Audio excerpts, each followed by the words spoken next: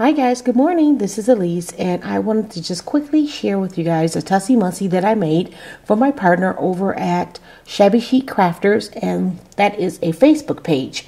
And so every month they have a different challenge, not a different challenge, but a different swap. And the swap this month was a Tussie Mussie. So let me share with you the card and the Tussie Mussie that I made. And my partner, she likes steampunk, so I attempted some steampunk with my card. So here's my card that I made for her, and I really hope she likes it. I took the Tim Holtz dress form and the bird cage, and I put those together to make this dress form here.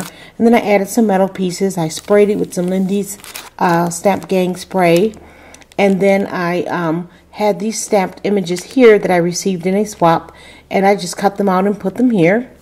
And then, like I said, I added lots of metal pieces. So this is what I did. And then I added these acrylic wings. Can you see those?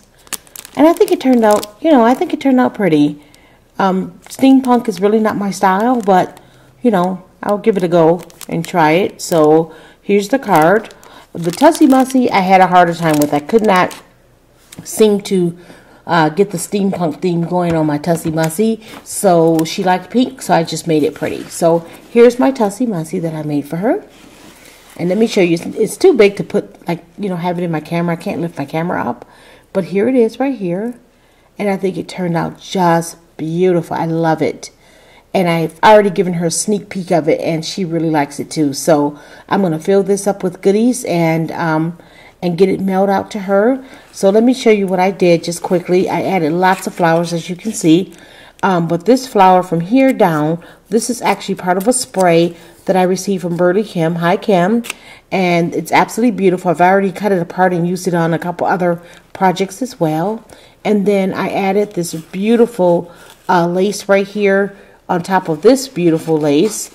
And what I did was I wrapped it around the top, and then I came down the front all the way down to cover the seam in the front.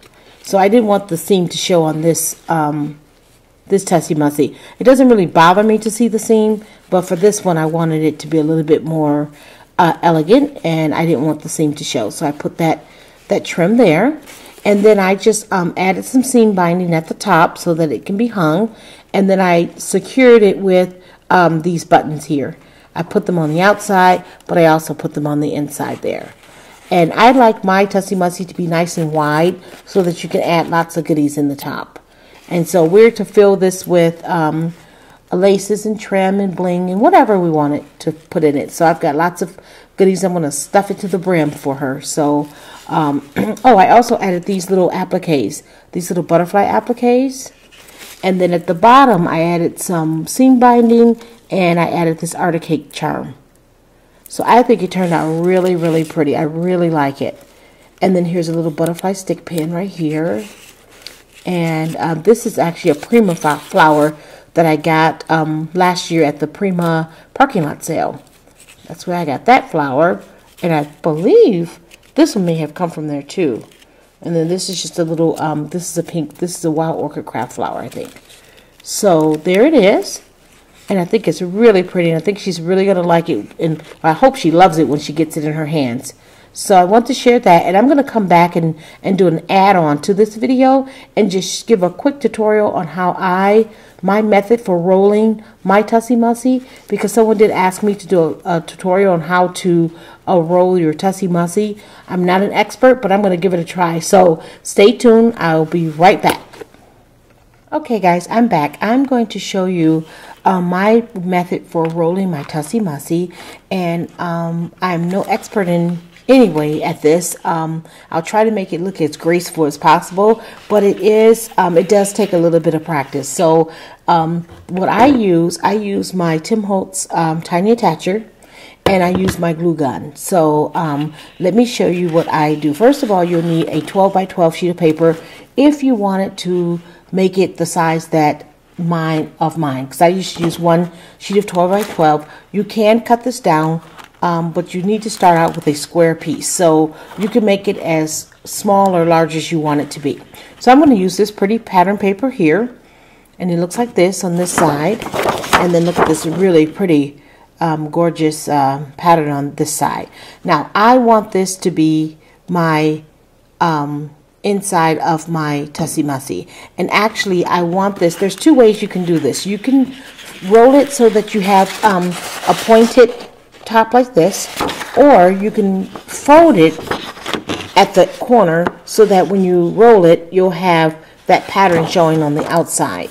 Some people use their scoreboard. When I want it that way, I just fold it. So I'm going to show you how to just roll it because I want that pattern actually in the inside with the point. Okay, so let me move this out of the way.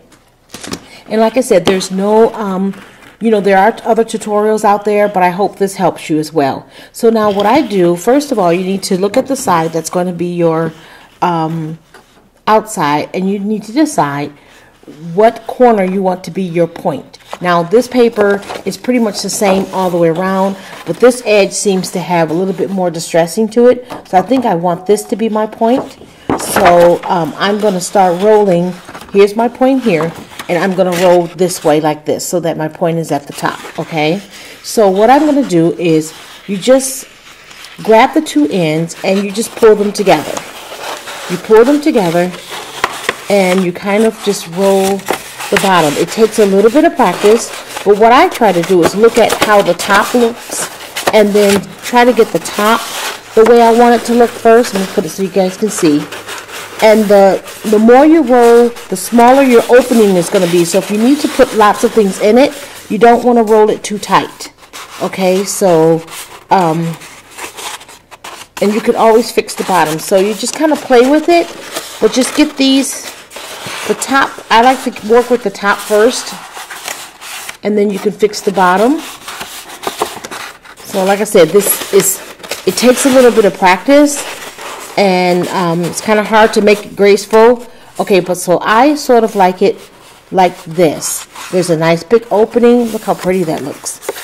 And you could actually even open it up. I'll open it up just a little bit more, and I'm going to use my tiny attacher and just put a little staple right there at the top. Okay, and then I'm going to work with my bottom piece. See how my bottom looks? And so I'm just going to roll it at the bottom, and I'm going to pinch it just a little bit at the bottom, and you can either staple it there, but what I like to do, I like to just give it a little fold at the bottom.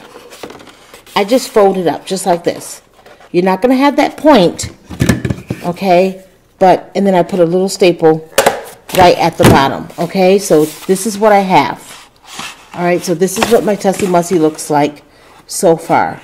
Okay, and then this last part, what I do is I go back with my glue gun and I just run a bead of glue here, and you glue it shut just like this.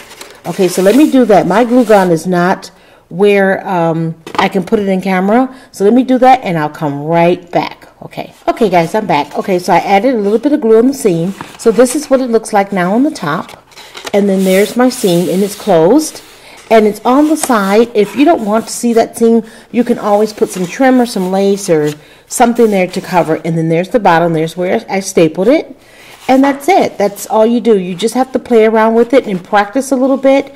And like I said, I like to work with the top and get the top to look the way I want it first, and then you can close up the bottom. Now this one I rolled a little bit tighter, so my opening isn't as big, but I like the way it looks. So I hope that's helpful.